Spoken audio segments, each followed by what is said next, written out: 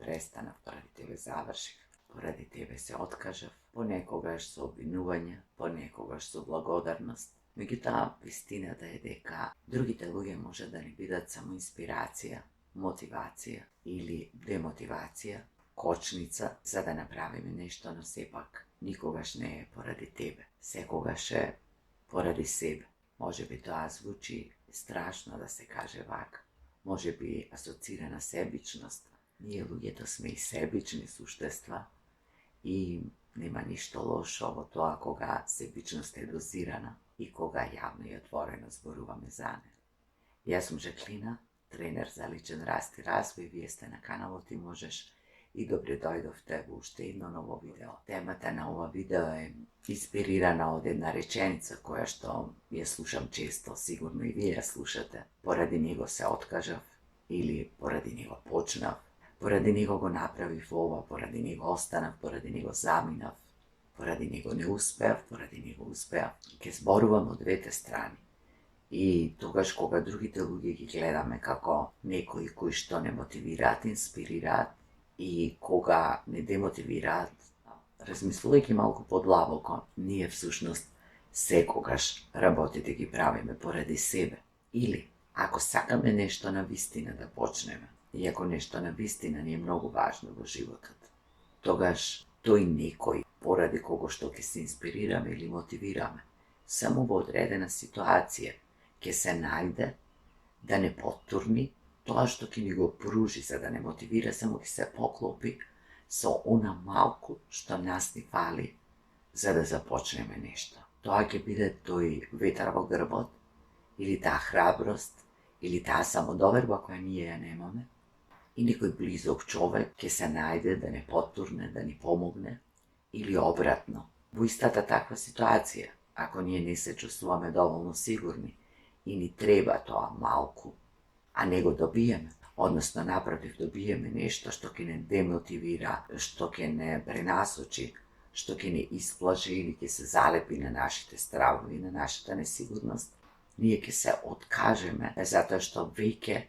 еден дел од нас бил подготвен да се откажи. Меѓутоа, не сакаме да си признаеме себе си и полесно ни е одговорноста за тоа што сме се откажале, затоа што не сме почнале, затоа што не сме тргнале, продолжиле, да ја префрлиме на некој друг. И тогаш следува тоа: поради тебе се откажав, поради тебе не продолжив, поради тебе застанав. Постои можност другата личност од која сме очекувале финансиска поддршка да не ни ја даде и тоа да биде причина за нашето откажување. Во сите други верзии ние се откажуваме затоа што нешто длабоко во нас не било подготвено или затоа што еден дел од нас веќе бил откажен. Дури ако не ја добиеме таа помош од личноста од која сме очекувале, па може да смислиме други начини. Човек кој сака нешто да направи ќе најде начини, ќе најде други луѓе, ќе најде помош од друга страна, ќе почне поинаку, а човек кој сака да бара оправдувања ќе го искористи тоа како оправдување за нешто што не го направил или што не го почнал. Нема ништо лошо во тоа, односно се е човечки, не сме тука за да судиме, туку само заеднички да размислиме дали и ние тоа понекогаш во животот сме го правеле. Дали сме ја префрлале одговорноста за нашите неуспеси или пак сме ги споделувале нашите успеси и резултати со другите луѓе, затоа што сме биле благодарни тогаш кога се нашле во наша близина за да ни помогнат, ни поттурнат, тогаш кога најмногу ни требало. Но сепак, одлуката била наша, а и патот кој што сме го оделе бил наш и сме го оделе најчесто сами, односно со помош и поддршка од различни луѓе, меѓутоа главното било наше. Зошто го правиме тоа? Кажав веќе, затоа што е многу полесно одговорноста за работите кои не сме ги направиле да ја префрлиме на некој друг. Така е полесно, така не се чувствуваме неспособни, недоволно мудри, недоволно одговорни, недоволно амбициозни, за да не мора да се соочиме со тоа дека и дел од нас, како и од сите други луѓе, односно во одредени периоди, Ние и не сме амбициозни, не сме подготвени да направиме некој чекор напред. И немаме доволно енергија и сила или финансии, што и да е. И тоа е апсолутно во ред, тоа се случува. Понекогаш правиме избори да останеме таму каде што сме, затоа што тоа не изгледа полесно, понекогаш и е полесно. На кратки патеки, може би на долг период ќе се покаже како погрешна одлука. Меѓутоа, човечки е, сите тоа го правиме и она што е битно е да ја преземеме одговорноста за нашите одлуки, да ја преземеме одговорноста за нашите почетоци, за тоа што сме го завршиле, за тоа што сме продолжиле или не, за тоа што сме застанале. Се разбира, под влијание и со помош на другите луѓе. Меѓутоа, поради тебе го направив ова, е начин да се отргнеме ние од нашата одговорност, да се само залажуваме, што исто така човечки ни се случува и често го правиме. Дури и кога ги правиме работите поради некој друг, сепак ни е многу битно како се чувствуваме ние во тоа што го правиме. Ние сме така подобри луѓе, ние така повеќе почитуваме некого, или повеќе сме дале, или сме останале некаде за да помогнеме, или се. И од друга страна, кога правиме добри дела, кога помагаме на други луѓе, сами се чувствуваме добро и на одреден начин си помагаме и себе си. Она што може да биде проблематично ако ние влеземе во улога на жртва и за сите наши неуспеси ги обвинуваме другите, кај нас на ова наше поднебие, многу често може да се слушне дека се откажав од работата, кариерата или не успеав во тоа што сакав поради родителите, потоа поради партнерот, партнерката, потоа се жртвував за децата или се откажав или не продолжив или не успеав, и тоа има влијание. Битна е согласноста од родителите, битна е поддршката од партнерот, битно е да ни се децата здрави, самостојни, повозрасни, за да имаме повеќе време. Сепак, и тоа што сме го направиле, тие наши отстапки, тоа што сме се откажале од нешто, ние сме го направиле делумно и за да бидеме добри ќерки или синови, за да не ги повредиме нашите родители. И така и ние се чувствуваме добро, за да не го разочараме партнерот или може би да не го изгубиме. Но тоа е наша одлука. А ако сме избрале повеќето од времето да го посветиме на децата и за тоа трпела нашата кариера, тоа било наш избор. Не се децата виновни, не сме ние жртва за тоа што сме го направиле, туку едноставно така сме избрале.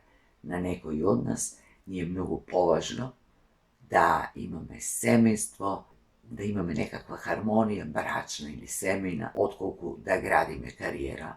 На некој од нас ни е многу поважно да имаме успешна кариера, па можеме да го оставиме малку во втор план сето ова. Иако според мене би било најдобро да умееме да наоѓеме баланс, да го балансираме некако времето кое ќе го поминеме посветени на едното и на другото, и независно од резултатите кои ќе ги постигнеме и на двете страни, да бидеме задоволни. Не значи дека ако успееме во полето на кариерата, потоа нема да ни биде проблем или да ни биде криво или да се покаеме затоа што може би не сме поминале доволно време со семејството, може би бракот трпел поради тоа, може би децата пребрзо пораснале, па сега чувствуваме дека не сме били активни и присутни во нивното растење и созревање.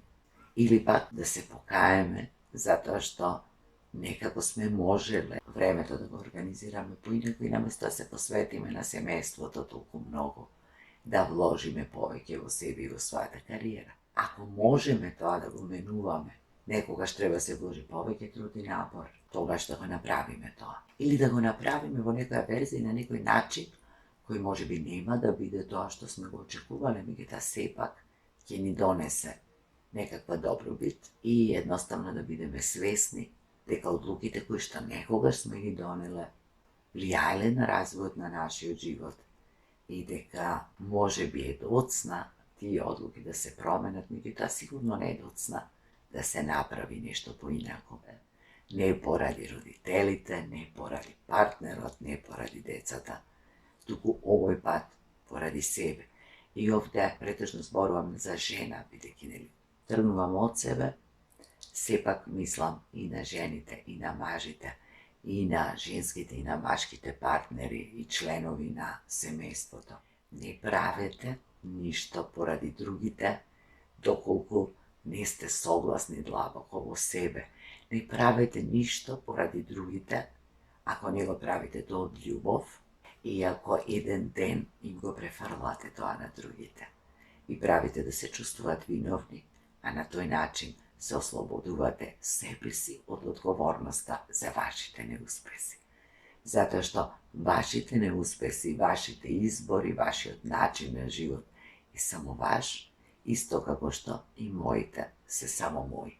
Независно од влијанието што го имале сите други, јас секогаш, исто како и вие, сум можела да изберам поинаку. Но од некои само мене знајни причини и во одреден период, кој сум мислела дека се тие вистинските и тоа е вистинското, толку сум знаела, толку сум умела, сум избрала и сум одлучила така. Поради себе пред се, а потоа и поради други. Преземањето на одговорноста за тоа дека се што правиме во животот, правиме пред се заради себе, да се чувствуваме добро, се чувствуваме сакано, да се представиме како добри луѓе, да го направиме тоа што е правилно, за да бидеме прифатени, сакани, пофалени, поддржани, а дури потоа поради другите. И тогаш, кога се откажуваме од работите, и кога одиме против себе, кога другите ќе ги ставиме на прво место, а потоа ќе се ставиме ние, и тоа е наше. И тоа е поради некои наши нерасчистени приказни, поради некои наши неодболувани болки, поради некои наши незадоволени потреби. Да бидеме добри, да бидеме на услуга на другите, да бидеме присутни во нивните животи, да дадеме толку колку што можеме. Па ако е така, и ако тоа сме го направили од љубов, и ако тоа ни овозможило да се чувствуваме подобро, тогаш сме го направиле поради себе, а не поради другите. Јас ви посакувам убав ден, ви посакувам повеќе работи да правите поради себе, а за оние кои ги правиме поради другите да бидеме свесни за добробитот што сме го добиле од тоа, за секундарната добивка, за нашето чувство, за кои наши потреби сме ги задоволиле. И мислам дека на тој начин животот би ни бил многу поедноставен, а ние ќе бидеме многу поискрени со себе. Ви посакувам се најубаво, се гледаме во некој ново видео со нова тема. До тогаш, како и секогаш, погледнете ги моите стари видеа, ставете лайк на ова видео ако ви се допаѓа, притиснете subscribe, односно заследете го каналот, претплатете се, споделите го ова видео со некој ако мислите дека му треба и се гледаме наскоро. Се најубаво.